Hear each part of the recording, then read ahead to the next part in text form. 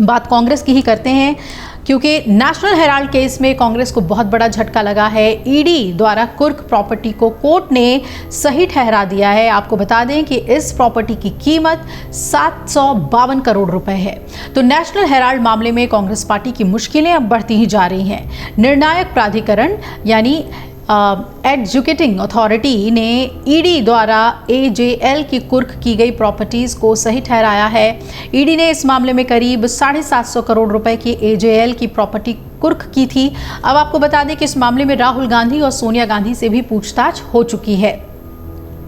PMLA act के तहत पिछले साल ही ईडी ने एजेएल की प्रॉपर्टीज को सीज किया था और कोर्ट ने ईडी की इस कार्रवाई को भी अब सही मान लिया है। नेशनल हेराल्ड मामले में ईडी ने नवंबर 2023 में कांग्रेस से जुड़े एजेएल और यंग इंडियन की 51.5 करोड़ रुपए की संपत्ति मनी लॉन्ड्रिंग के तहत जब्त की थी और माफ कीजिएगा 750 करोड़ की जो संपत्ति है वो मनी लॉन्ड्रिंग के तहत जब्त की थी। और इसे लेकर ईडी ने बताया था कि जब्त की गई संपत्ति में एजेएल की दिल्ली, मुंबई और लखनऊ सहित कई जगहों की प्रॉपर्टी है।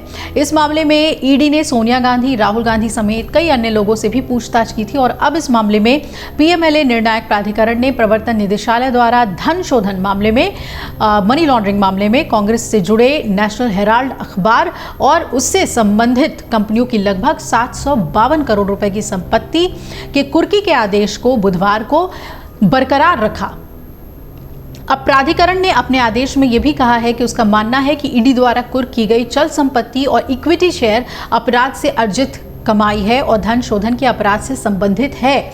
गौरतलब है कि ईडी ने पिछले साल नवंबर में एसोसिएटेड जर्नल्स लिमिटेड यानी एजेएल और यंग इंडियन के खिलाफ धन शोधन निवारण अधिनियम के तहत अंतिम कुर्की आदेश जारी करके इन संपत्तियों को सीज कर लिया था और नेशनल हेराल्ड एजेएल द्वारा प्रकाशित किया जाता है और इसका स्वामित्व जो है वो यंग इंडियन प्राइवेट लिमिटेड के पास है। कांग्रेस नेता सोनिया गांधी और राहुल गांधी यंग इंडियन के बहुसंख्यक शेयरधारक हैं और उनमें से हर एक के पास लगभग 38% शेयर है। अब आपको बताते हैं कि नेशनल हेराल्ड केस है क्या। 2012 में भारतीय जनता पार्टी नेता और वकील सुब्रमण्यम स्वामी ने ट्रायल कोर्ट के समक्ष एक शिकायत दर्ज कराई थी, जिसमें यह आरोप लगाया था कि कुछ कांग्रेस नेता यंग इंडियन लिमिटेड द्वारा एसोसिएटेड जर्नल्स लिमिटेड के अधिग्रहण में धोखाधड़ी और विश्वास के उल्लंघन में शामिल थे। उन्होंने यह आरोप लगाया कि वाईआईएल ने दुर्भावनापूर्ण तरीके से नेशनल हेराल्ड की संपत्तियों पर अपना कब्जा कर लिया। नेशनल हेराल्ड मामले से जुड़ी जांच में राहुल गांधी और सोनिया गांधी दोनों को ईडी ने इस मामले में तलब किया।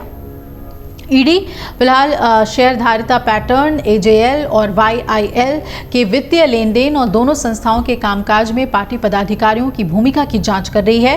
नेशनल हेराल्ड 1938 में अन्य स्वतंत्रता सेनानियों के साथ जवाहरलाल नेहरू द्वारा स्थापित एक अखबार था, समाचार पत्र था और इसका उद्देश्य भारतीय राष्ट्रीय कांग्रेस में उदारवादी ब्रिगेड की चिंताओं को आवाज देना था।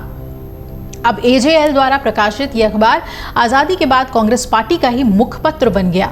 एजेएल ने 2 अन्य समाचार पत्र भी प्रकाशित किए, जिनमें से प्रत्येक हिंदी और उर्दू में था। 2008 में यह अखबार 90 करोड़ रुपए से अधिक की कर्ज के साथ बंद हो गया था। तो इस मामले में बड़ा झटका कांग्रेस को लग गया है, क्योंकि 752 करोड़ रुपए की जो प्रॉपर्टी थी जिसे सीज किया गया था, उस कार्रवाई को ही अदालत ने सही ठहरा दिया है। अगर आप ये वीडियो YouTube पर देख रहे हैं तो हमारे चैनल को सब्सक्राइब करें और बेल आइकन को दबाना ना भूलें। अगर आप Facebook पर ये वीडियो देख रहे हैं तो हमारे पेज को लाइक करें।